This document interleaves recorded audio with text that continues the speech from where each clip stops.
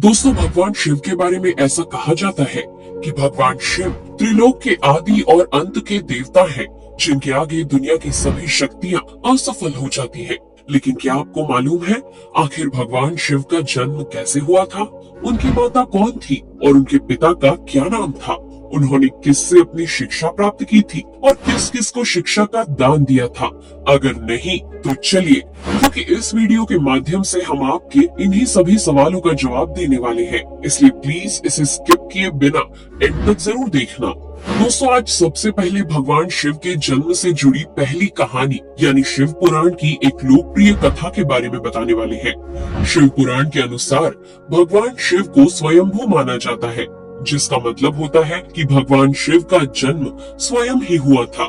यानी कि इससे एक बात तो साफ हो जाती है कि ना ही भगवान शिव की कोई माता है और ना ही उनके कोई पिता है। इसी कारण से भगवान शिव पंच तत्वों से भी परे हैं, जिस कारण से इन्हें मृत्यु का भी कोई भय नहीं है और इनकी मृत्यु कभी नहीं हो सकती। पर अब बात करते हैं विष्णु पुराण में बताई गई भगवान शिव के जन्म से जुड़ी हुई एक और कहानी के बारे में। विष्णु पुराण में बताया गया है कि भगवान विष्णु के माथे से निकलने वाले तेज के कारण भगवान शिव की उत्पत्ति हुई थी और उनके नाभि से निकलते हुए तेज से कमल पर विराजमान ब्रह्मा जी का जन्म हुआ था। मगर दूसरी ओर भगवान विष्णु के जन्म के बारे में शिव पुराण में बताया गया है कि एक बार की बात है जब भगवान शिव अपने घुटने मल रहे थे और उनके घुटनों से निकलने वाले मैल से भगवान श्री विष्णु जी का जन्म हुआ था। पर अगर ऐसा हुआ है तो विष्णु पुराण और शिव पुराण एक दूसरे से बिल्कुल अलग है। इस कथा के अलावा भगवान शिव के जन्म की एक और पौराणिक कथा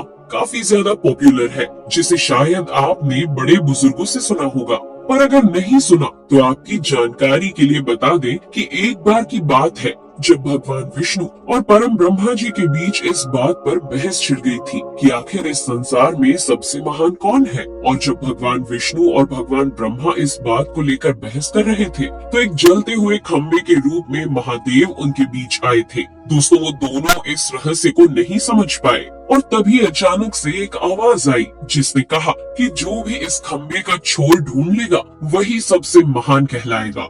ऐसा सुनते ही ब्रह्मा जी ने एक पक्षी का रूप लिया और खंबे का ऊपरी हिस्सा ढूंढने निकल गए। वहीं विष्णु जी ने वराह का रूप धारण किया और खंबे का अंत ढूंढने निकल गए। बहुत देर तक खोजने के बाद भी दोनों में से किसी को भी खंबे का छोर नहीं मिला और दोनों हार मानकर वापस आ गए। जिसके बाद भगवान शिव अपने असली रूप में आए और फिर भगवान विष्णु और ब्रह्मा जी ने ये मान लिया कि महादेव ही सबसे महान और शक्तिशाली है। इनसे बड़ी शक्ति इस दुनिया में कोई नहीं है। इसके साथ ही शिव पुराण में बताया गया खंबा इस बात को दर्शाता है कि ना ही भगवान शिव जन्मे थे और ना ही उनका कोई अंत है।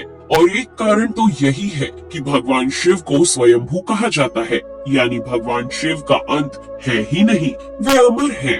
अब हम बात करते हैं भगवान शिव से जुड़े एक ऐसे विषय के बारे में जो सबसे ज्यादा प्रसिद्ध है कि क्या भगवान ब्रह्मा भगवान शिव के पिता है? जी हाँ, इनकी ये कहानी लोगों के बीच काफी प्रसिद्ध है। तो आपको बता दें कि आखिर किस प्रकार भगवान शिव ने ब्रह्मा पुत्र के रूप में जन्म लिया था। इसके पीछे विष्णु पुराण की एक पौराणिक कथा है, जिसके अनुसार जब धरती, आकाश, पाताल या कहे पूरा यूनिवर्स जलमग्न यानी पानी में डूबा हुआ था, तब भगवान विष्णु के अलावा कोई भी देव या प्राणी इस संसार में नहीं था। तब केवल विष्णु ही जल सतह पर अपने शेष नाग पर लेटे हुए नजर आ रहे थे। जिसके बाद उनकी नाभि से कमल की डंडी पर ब्रह्मा जी प्रकट हुए और जब भगवान ब्रह्मा और भगवान विष्णु इस यूनिवर्स से संबंधित बातें कर रहे थे तब भगवान शिव प्रकट हुए, जिसके बाद ब्रह्मा ने उन्हें पहचानने से इनकार कर दिया। इस कारण से भगवान शिव रूठ गए और उनके रूठ जाने के कारण भगवान विष्णु ने उन्हें दिव्य दृष्टि प्रदान कर ब्रह्मा जी को भगवान शिव की याद दिलाई। जिसके बाद भगवान ब्रह्मा को अपनी गलती का एहसास हुआ और शिव से क्षमा मांगते हुए उन्होंने उनसे अपने पुत्र रूप में पैदा होने का आशीर्वाद मांगा। जिस कारण से भगवान शिव ने भगवान ब्रह्मा की प्रार्थना को स्वीकार करते हुए उन्हें ये आशीर्वाद दे दिया। लेकिन इसके बाद जब भगवान ब्रह्मा ने इस सृष्टि की रचना शुरू की तो उन्हें एक बच्चे की जरूरत पड़ी और तब उन्हें भगवान शिव का आशीर्वाद ध्यान आया। जिसके लिए भगवान ब्रह्मा ने तपस्या की और बालक के रूप में भगवान शिव उनकी गोद में रोते हुए प्रकट हुए। आपको बता दें कि ये भगवान शिव का एकमात्र बाल रूप है। जब भगवान ब्रह्मा ने उनके रोने का कारण पूछा तो उन्होंने बताया कि उनका कोई नाम नहीं है। तब भगवान ब्रह्मा ने भगवान शिव का नाम रुद्र रख दिया, जिसका मतलब होता है रोने वाला। पर इसके बावजूद भी भगवान शिव चुप नहीं हुए, इसलिए ब्रह्मा ने उन्हें दूसरा नाम दिया। पर शिव को वो नाम भी पसंद नहीं आया और फिर भी वे चुप नहीं हुए।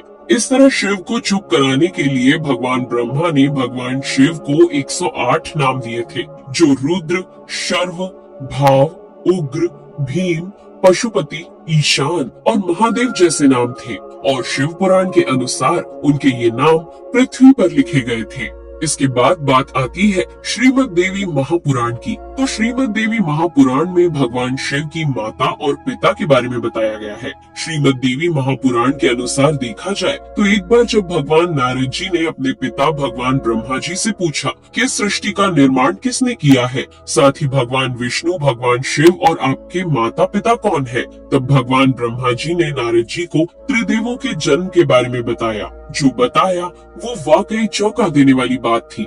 दरअसल उन्होंने कहा कि देवी दुर्गा और शिव स्वरूप ब्रह्मा के योग से ब्रह्मा, विष्णु और महेश का जन्म हुआ था। यानी प्रकृति का रूप लिए माँ दुर्गा ही हम तीनों की माता है और ब्रह्मा यानी काल सदाशिव हमारे पिता है। इसके साथ ही श्रीमद् देवी महापुराण में भी भगवान विष्णु और भगवान ब्रह्मा के बीच हुए झगड़े की एक कहानी मिलती है, जिसके अनुसार एक बार श्री ब्रह्मा जी और विष्णु जी में झगड़ा हुआ और दोनों में बहस छिड़ी हुई थी। तब भगवान ब्रह्मा ने कहा कि सृष्टि को मैंने बनाया है और मैं ही प्रजापिता हूँ, जिसके जवाब में भगवान विष्णु जी ने कहा कि मैं आपका पिता हूँ, क्योंकि आप मेरी नाभि से निकले हुए कमल से पैदा हुए हैं। और धीरे धीरे कर ये बहस बढ़ती गई। दोस्तों, इसके बाद इन दोनों का झगड़ा सुनकर सदाशिव वहाँ पहुँचे और उन्होंने कहा कि पुत्रों, मैंने ही तुमको इस संसार को बनाने और इसे संभालने के केवल 2 काम दिए हैं। इसी प्रकार मैंने शंकर और रुद्र को संहार और तिरोगति के कार्य दिए हैं। इसके साथ ही उन्होंने कहा कि मेरे 5 मुख हैं। एक मुख से अकार, दूसरे मुख से उकार, तीसरे मुख से मुकार, चौथे मुख से बिंदु और 5वें मुख से नाद यानी कि शब्द प्रकट हुए हैं। उन्हीं 5 को एक साथ मिलाकर देखा जाए तो एक अक्षर ओम बनता है, जिसे आज हम सभी भगवान शिव के मूल मंत्र के रूप से जानते हैं। इतना कहने के बाद भगवान ब्रह्मा और विष्णु दोनों ही समझ गए कि भगवान शिव से ज्यादा शक्तिशाली इस दुनिया में कुछ भी नहीं है और दोनों ने भगवान शिव को प्रणाम किया और चले गए। चलिए दोस्तों, अब जब आप भगवान शिव के बारे में इतना तो जान ही चुके हैं, तो क्या आपको पता है कि आखिर भगवान शिव ने किससे शिक्षा प्राप्त की थी और उनके गुरु कौन थे? हम जानते हैं शायद ही इसका जवाब आप में से किसी को पता होगा, पर जिन्हें नहीं पता उन्हें बता दें कि भगवान शिव स्वयं इस संसार के गुरु माने जाते हैं, जिन्होंने इस संसार में गुरु शिष्य की परंपरा की शुरुआत की थी। लेकिन अगर सवाल आता है कि आखिर भगवान शिव किसके गुरु थे, तो आपको जरूर जान लेना चाहिए कि हिंदू धर्म के ग्रंथ कहते हैं कि ब्रह्मा जी और शिव जी इस संसार के सबसे पहले गुरु हैं, जिन्होंने गुरु शिष्य के इस रिश्ते की शुरुआत की थी। जहां भगवान ब्रह्मा ने अपने मानस पुत्रों को शिक्षा प्रदान की थी, वहीं भगवान शिव ने अपना ज्ञान केवल अपने 60 शिष्यों को दिया था। यानी भगवान शिव 60 शिष्यों के गुरु थे और वे जिन शिष्यों के गुरु थे उन्हें आज के समय में सप्त ऋषियों का दर्जा दिया गया है। तो दोस्तों, ये थे भगवान शिव के जन्म से जुड़े हुए कुछ फैक्ट्स, जो आपको कैसे लगे हमें कमेंट करके जरूर बताइए। साथ ही अगर आपको वीडियो पसंद आया हो तो इसे लाइक और चैनल को सब्सक्राइब करना बिल्कुल न भूले। धन्यवाद।